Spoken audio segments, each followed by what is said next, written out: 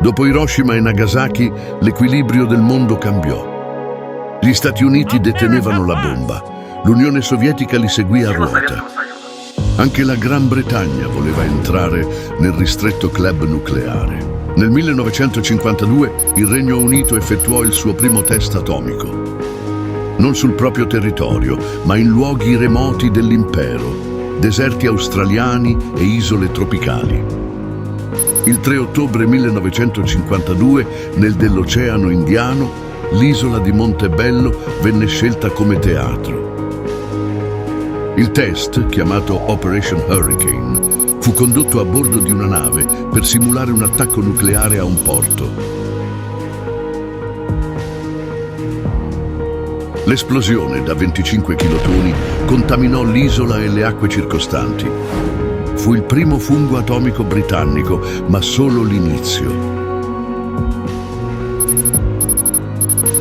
1953. In una zona desertica dell'Australia meridionale chiamata Emu Field, il Regno Unito condusse altri due test, Totem 1 e Totem 2. La popolazione aborigena Pitjantjatjara, mai evacuata, fu contaminata. I test causarono una dispersione radioattiva molto più ampia del previsto. Alcuni strumenti di rilevamento non funzionarono. I risultati furono definiti inconcludenti, ma le radiazioni purtroppo no. Dopo Emu Field venne creato un nuovo sito, Maralinga. Tra il 1956 e il 1963 vi furono condotti 7 test nucleari maggiori e centinaia di test minori.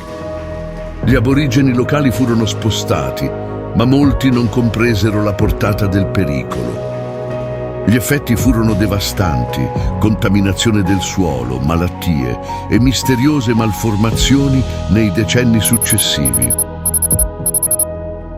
Nel 1984 una commissione australiana definì Maralinga una vergogna nazionale.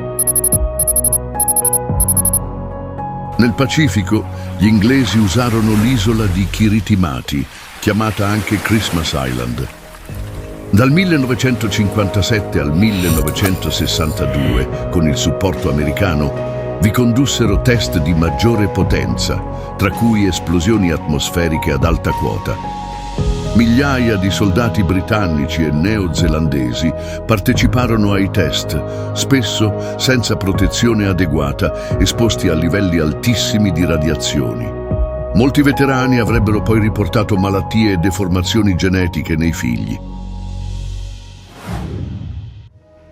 Solo dopo decenni le autorità britanniche hanno iniziato a riconoscere, almeno in parte, le responsabilità. Tuttavia, molti archivi sono ancora segretati e la lotta per il riconoscimento dei danni continua. In Australia, vaste aree sono ancora inaccessibili. Alcuni territori contaminati non sono mai stati completamente bonificati. Il Regno Unito ha lasciato una scia di polvere radioattiva, silenzi e richieste di giustizia ancora oggi inascoltate. Le bombe inglesi non esplosero a Londra né a Manchester, ma nei deserti tra gli aborigeni e sulle isole più isolate del pianeta. Era l'era dell'atomo.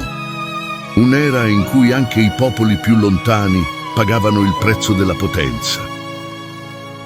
Nel prossimo episodio di Mappe Oscure andremo nel Corea del Nord. Nascosto tra le montagne della provincia di Hamgyong, dal 2006 al 2017, Punggye-ri è stato il cuore pulsante del programma nucleare nordcoreano. Vuoi scoprire altri luoghi censurati? Iscriviti a Mappe Oscure e nei commenti scrivi dove vuoi che andiamo la prossima volta. Grazie.